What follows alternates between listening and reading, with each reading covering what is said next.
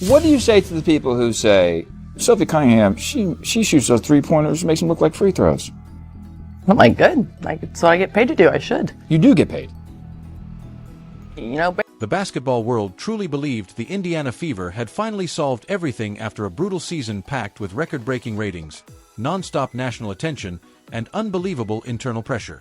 Fans assumed the franchise was finally prepared to build a stable, unstoppable empire around their biggest superstar. But behind the scenes, a massive storm was already growing that threatens to rip the organization apart before their dynasty can even begin. When management suddenly fired head coach Christie Sides, fans everywhere celebrated, convinced the painful era of questionable rotations, terrible late-game decisions, and confusing offensive schemes was finally over.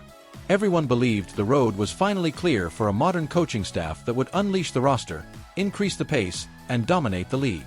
The front office boldly promised a major culture reset, a fresh direction, and an innovative system built specifically to elevate their young superstars into championship contenders. But what executives failed to reveal was that their secret plan involved hiring a voice capable of completely disrupting locker room chemistry and creating serious resistance from the players themselves. Rumors immediately spread that the organization was scrambling behind the scenes and making franchise-changing decisions without consulting the stars expected to sacrifice their bodies every night on the court. Mainstream media portrayed the coaching change as a smart, logical upgrade for a developing roster that simply needed discipline.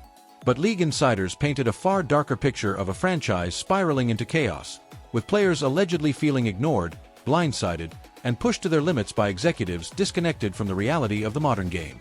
For one brief moment, it looked like peace might finally arrive in Indianapolis, but that illusion shattered the second management's true intentions leaked to the media.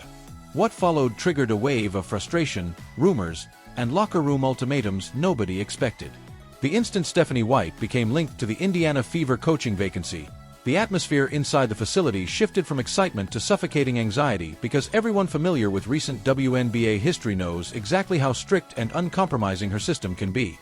White is a respected basketball legend and beloved former Fever player who understands the pressure of the city and the massive expectations surrounding the franchise. She recently led the Connecticut Sun with a gritty old-school mentality demanding perfection and total commitment to her defensive systems. But there is one enormous problem the front office seemingly ignored during this highly publicized hire. Her slow-paced half-court system is the complete opposite of what this explosive young Indiana roster was built to become. White earned her reputation through relentless perimeter defense, detailed play calling, and a tightly controlled environment where players are expected to execute orders rather than freely improvise. That philosophy directly clashes with the fast-paced, high-scoring style the new generation thrives on. Around the league, players know that playing for White means living under constant pressure where every defensive mistake is exposed during film sessions, every rushed shot is criticized, and offensive freedom is sacrificed for structure.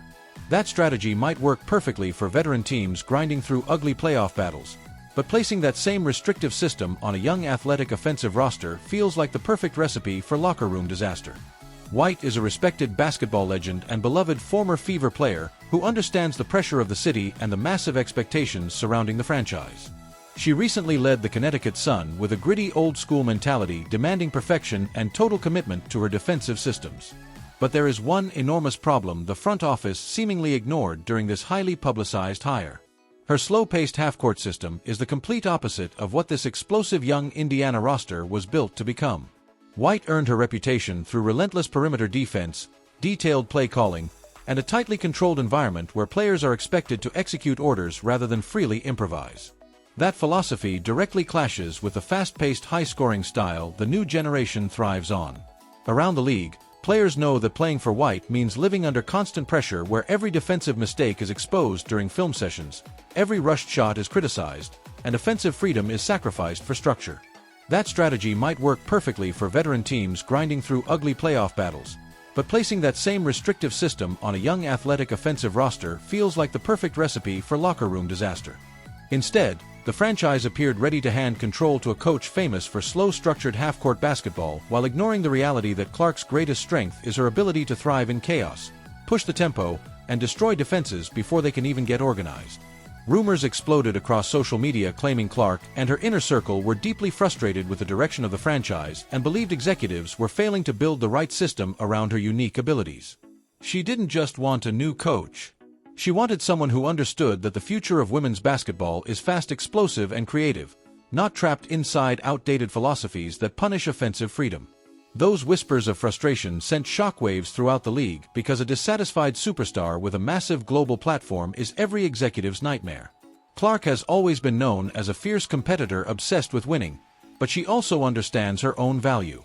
The idea of spending her sophomore season trapped inside a slow, heavily restricted system under a micromanaging authority figure was reportedly something she had no interest in accepting quietly. But the truth was Clark was not the only player questioning this controversial coaching shift. The drama was about to involve one of the league's most explosive personalities. The Indiana Fever have an obvious problem everyone can see. They desperately need a true enforcer willing to protect their star point guard from the physical punishment that defined her rookie season. For months, rumors heavily linked Indiana to Phoenix Mercury star Sophie Cunningham, a talented player famous for her fiery attitude, fearless personality, and refusal to back down from anyone. Cunningham represents exactly what the Fever desperately need. Someone who brings toughness, intimidation, and energy to the locker room. Someone willing to immediately defend Clark the moment opponents cross the line. Fans became obsessed with the idea of adding Cunningham's elite shooting and aggressive defense to the roster because many viewed her as the missing piece needed to transform Indiana into a true championship contender. But there is one major complication that makes this potential partnership incredibly dangerous. Cunningham has a long history of clashing with strict authority figures and absolutely hates being micromanaged or forced to suppress her emotional playing style. Cunningham plays with raw emotion, feeding off crowd energy and intense moments while thriving under coaches who allow her to play freely without constantly criticizing her decisions or attitude.